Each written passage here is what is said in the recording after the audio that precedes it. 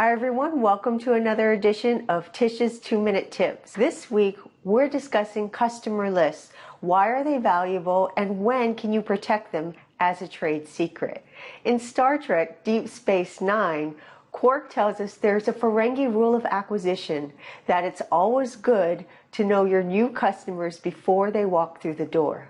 Knowing who your customers are before they walk through the door is extremely important for purposes of supply chains, as well as knowing your offerings to your best customers. Cork gives us great examples of why customer lists are so important. Remember when Bajor petitioned for membership into the Federation? Cork was the person who predicted that root beer sales would increase. And then later, when the Dominion were going to take control over the space station, Cork knew to get rid of the root beer and start bringing in the cases of Kanar. But let's be a little more down to earth. Let's say you're in the business of selling flame retardant oven mitts.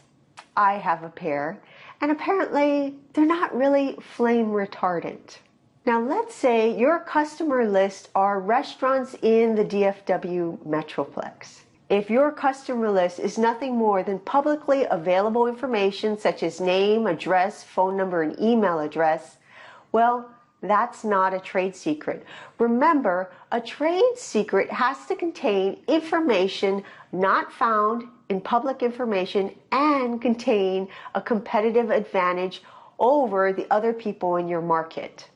So going back to our example, let's say you have a list of restaurants where you have contacts, where you know who the buyer is for each restaurant, and you know that each buyer is on a yearly contract with a restaurant supply company, and you know the expiration date of the yearly contract, so you know the right time to come in and make your pitch for your flame-resistant oven mitts. That would be competitive information that took your precious time, energy, and resources to gather. And finally, remember, you can lose your trade secret status if you don't properly protect it. There is a 3-step process for correctly protecting your most valuable business asset, your proprietary information, and your trade secrets.